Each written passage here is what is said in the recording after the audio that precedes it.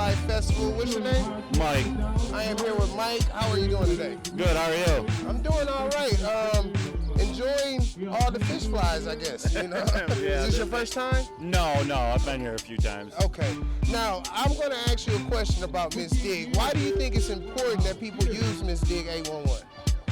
Because when you go to dig, you got to call so you don't hit power lines and gas lines. That's right. That's absolutely right. And what number do you dial to reach Miss Dig 811? 811. That's it. You got it. Thanks a lot.